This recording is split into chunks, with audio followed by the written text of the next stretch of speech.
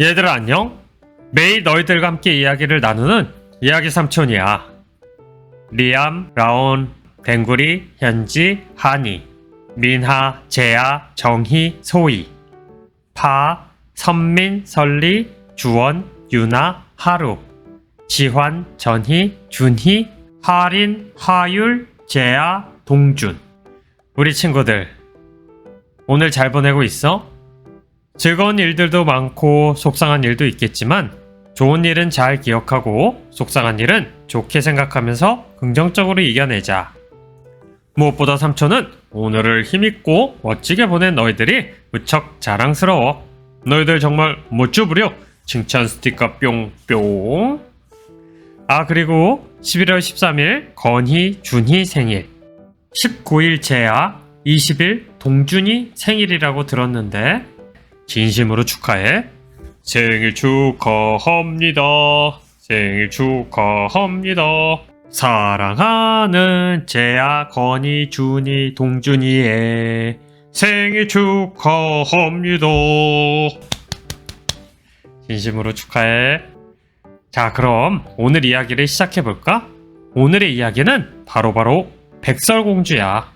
많이 들어봤을 동화인데 삼촌이 재밌게 각색한 이야기를 들려줄게. 그럼 출발! 옛날 어느 나라에 멋진 왕과 현명한 왕비가 살고 있었어. 오랫동안 아이를 간절히 원해왔던 왕비는 하나님께 소원을 빌면서 한 땀 한 땀 술을 놓고 있었어. 그런데 그때 창밖으로 흰눈이 내리기 시작했어. 어머나, 흰눈이 내리네. 펄펄 눈이 옵니다. 바람 타고 눈이 옵니다.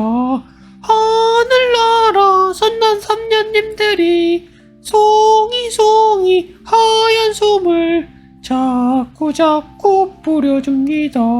자꾸 뿌려줍니다. 아이고, 눈이 너무 많이 왔잖아. 이제 그만. 그 후 며칠이 지나지 않아 아기를 가지게 된 왕비는 귀여운 공주를 낳았어. 왕과 왕비는 공주의 피부가 눈처럼 하얗다고 해서 백설공주라는 이름을 지어주었어. 백설공주는 왕과 왕비의 사랑을 듬뿍 받으면서 자랐어. 그러다 어느 날 왕비가 병으로 그만 세상을 떠나고 말았어.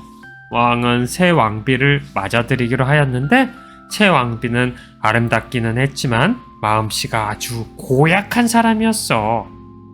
그런 왕비에게는 이상한 거울이 하나 있었는데 왕비는 매일 아침 그 이상한 거울을 보면서 물었어. 거울아, 이 세상에서 누가 가장 예쁘지? 그러자 거울이 대답했어. 이 세상에서 가장 예쁜 사람은 바로 악어 아빠예요. What? 뭐라고? 악어 아빠는 도대체 누구야? 악어 아빠가 동화를 만들고 있다 보니 잘 보여야 돼서 잠깐 농담해 보았어요. 이 세상에서 가장 예쁜 사람은 바로 왕비님이에요. 하하하하. 왕비는 기분이 좋았어. 호호호호. 그럼 그렇지. 나보다 예쁜 여자가 또 어디 있겠어. 호호호호 하하하하. 호호호호 하하하하. 백설공주는 무럭무럭 자라 7살이 되었어. 어느 날 심술쟁이 왕비가 언제나처럼 이상한 거울에 대고 묻고 있었어. 거울아, 이 세상에서 누가 가장 예쁘지? 네, 바로 백설공주님입니다. What? 뭐라고? 말도 안 돼. 왕비는 너무나 화가 나서 사냥꾼을 불러 명령했어. 저번 토끼와 호랑이 편에서 호랑이를 잡았던 사냥꾼이었어. 백설공주를 죽여라. Yes, ma'am. 알겠습니다. 사냥꾼은 왕비의 명령을 거역할 수가 없어서 백설공주를 데리고 숲속으로 갔어. 하지만 사냥꾼은 백설공주를 가엾게 여겨 공주를 도와주었어. 공주들, 어서 가세요. 고고 바이바이. 그리고는 사냥꾼은 성으로 돌아가 왕비에게 백설공주를 죽였다고 거짓말을 했어. 왕비는 사냥꾼의 말을 그대로 믿고 기뻐했어. 호호호호 하하하호호. 한편 백설공주는 혼자서 어두운 숲속을 헤매고 있었어. 점점 더 추워지는데 어떻게 하지? 너무 춥다. 겨울옷을 입었어야 하는데 드레스는 예쁘지만 너무나 추운 것 같아. 그때 멀리서 불빛이 보였어. 불빛을 따라가다 보니 작은 집이 있었어.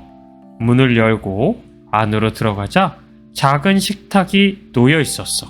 그리고 식탁 위에는 7개의 접시에 음식이 담겨져 있었어. 배가 몹시 고팠던 백설공주는 7개의 접시 위에 있는 음식을 모두 먹었어. 냠냠냠냠 쩝쩝쩝쩝. 냠냠냠냠. 쩝쩝쩝쩝. 그리고는 조그만 7개 침대를 이어 붙여서 잠을 잤어.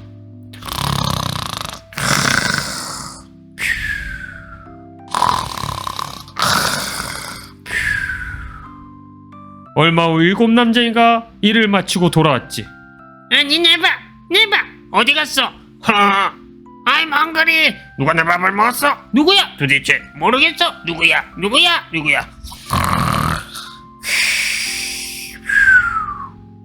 누가 세탁기를 틀어놓은 거야? 으아, 저거 좀 봐. 거인 여자잖아.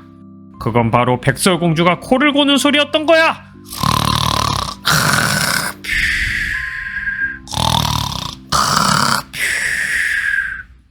하지만 심하게 코를 골고 자고 있는 백설공주가 안타까워서 난쟁이들은 공주를 깨우지 않았어. 다음날 아침 일어난 백설공주는 난쟁이들에게 미안하다고 이야기하고 그간의 어려웠던 일들을 이야기해줬어. 난쟁이들은 백설공주가 불쌍해서 나쁜 왕비로부터 백설공주를 지켜주기로 다짐하였지. 그렇게 백설공주는 난쟁이들과 같이 살게 되었어. 특이한 것은 난쟁이들이 지식, 운동, 예술, 음악, 요리, 인간관계, 재테크 각 분야의 전문가들로서 백설공주가 매력적인 아가씨로 커갈 수 있도록 자신의 전문 분야들에서 가르침을 주었어. 백설공주는 난쟁이들의 가르침을 받으면서 무럭무럭 자라게 되었어. 그렇게 백설공주는 난쟁이들과 함께 산도 타면서 체력도 기르고 악기도 연주하고 그림도 그리며 요리하고 인간관계도 배우고 돈도 벌었지. 무엇보다 책도 많이 읽고 아고-아빠 동화도 많이 듣고 토론도 많이 하면서 지덕체를 갖춘 여성이 된 거야. 우리 친구들이 지덕체란 단어를 모를 수가 있는데 지덕체를 갖췄다는 것은 위에 언급되었던 것처럼 각 분야의 지식도 많고 성격도 좋고 건강한 멋진 사람이라고 생각하면 돼. 알겠지? 한편 어느 날 백설공주가 살아있는 것을 모르는 왕비는 거울에게 물었어. 거울아, 이 세상에서 누가 가장 예쁘지? 숲속에서 남쟁이들과 함께 살고 있는 백설공주예요. 오, 못 본 사이에 엄청나게 멋진 여성이 되었는데요. 말하가! 정말 화가 난다. 화가 머리끝까지 난 왕비는 자신을 속인 사냥꾼에게 벌을 내리고 끈을 파는 할머니로 변장해서 숲속으로 갔어. 끈 사세요. 예쁜 가슴 끈 사세요. 백설공주는 마침 끈이 필요해서 할머니에게 문을 열어주었지. 아가씨, 이 예쁜 가슴 끈을 한번 해보세요. 왕비는 백설공주의 가슴에 끈을 두르고 힘껏 쥐었어. 백설공주가 숨을 못 쉬게 해서 죽게 만들려고 더더욱 힘을 주었지. 야라차차, 숨이 막혀요. 이렇게 원작에서는 백설공주가 쓰러지고 난쟁이들은 나중에 꽉 죄인 끈을 풀어주어서 백설공주가 살아나지. 하지만 아고-아빠 동화에서는 백설공주가 어떻게 자랐지? 산을 타고 나무를 베면서 체력을 길렀잖아. 할머니, 왜 이렇게 힘이 없으세요? 제가 할게요. 으라차차야. 끈이 떨어졌잖아. 어머, 아유, 끈이 너무 약하네. 죄송해서 어쩌죠? 띠용 띠용. 왕비는 온 힘을 다했지만 튼튼하고 힘이 센 백설공주를 당해낼 수가 없었어. 괜찮아요. 어쩔 수 없이 왕비는 빈손으로 돌아가게 되었어. 저거 에네르기 강철끈이었는데. 거울은 여전히 백설공주가 제일 아름답다고 했어. 이번에도 화감 없이 난 왕비가 독이 묻은 머리빗을 파는 할머니로 변장해서 난쟁이들이 사는 집으로 갔어. 이 빗으로 머리를 빗으면 머리가 비단결처럼 부드러워진답니다. 원작에서는 백설공주가 독이 묻은 머리빗으로 머리를 빗고 그대로 쓰러지고 말아. 그리고 집으로 돌아온 난쟁이들이 백설공주 머리에 꽂혀있는 빗을 빼주면 공주가 다시 살아나게 되지. 하지만 악어 아빠 동화에서는 백설공주는 마음씨 착하고 어른을 공경하는 바로바로 덕을 갖춘 여성이었잖아. 노파로 변신한 왕비의 머리카락이 헝클어져 있는 걸 보더니 어머, 할머니 머리카락이 번개를 맞으신 것처럼 뾰족뾰족하네요. 제가 비껴드릴게요. 라면서 할머니를 먼저 챙겼어. 울퉁불퉁 건강한 근육 팔뚝을 자랑하면서 다가오는 백설공주를 보고 당황한 왕비는 아니에요. 그만은 안 살려라. 면서 재빨리 도망쳤어. 백설공주의 착하고 어른을 공경하는 마음씨가 백설공주를 살리게 된 거야. 안 되겠어. 이대로는 백설공주를 당해낼 수 없겠어. 왕비는 건강한 백설공주를 속일 수 있는 특별한 조치가 필요하다고 생각했어. 사람을 시켜서 백설공주에 대해 조사를 했어. 백설공주의 모든 것을 파헤쳐오너라. 왕비님, 백설공주는 건강한 신체와 매끄러운 피부를 유지하기 위해 매일 아침 사과 한 개를 꼭 먹는다고 하옵니다. 바로 이것이로군. 백설공주, 두고 보자. 왕비는 빨갛게 잘 익은 사과를 가져와서 100년 동안 숙성시킨 똥똑을 바르기 시작했어.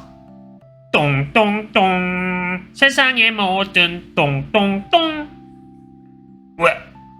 하지만 이 똥은 똥에서 나오는 독은 극대화시키고 똥 냄새는 제거한 특제 스페셜 무서운 왜? 똥똑이었어. 왜? 왕비는 노파로 변신해서 독을 바른 사과를 들고 다시 숲속으로 갔어. 맛있는 사과 사세요. 맛있는 사과 사세요. 마침 배가 고팠던 백설공주는 창문을 열고 밖을 내다보았어. 맛있는 사과예요. 내가 먼저 먹어볼게요. 왕비는 먼저 준비한 독이 없는 사과를 먼저 한 입 베어 물었어. 아구자. 백설공주도 왕비가 내민 사과를 손에 받아 들었지. 오 노. 공주님, 낯선 사람을 조심하세요. 새빨간 사과의 맛을 보세요. 공주님, 달콤한 말에 속지 마세요. 깊은 잠에 빠져들 거예요, 영원히. 안 돼! 하지만 이번에 백설공주도 어쩔 수 없었나 봐. 사과를 한 입 크게 베어 물자 입안으로 똥똑이 들어오기 시작했어. 이게 무슨 맛이지? 왜? 그렇게 독이 든 사과를 먹은 백설공주는 쓰러지고 말았어.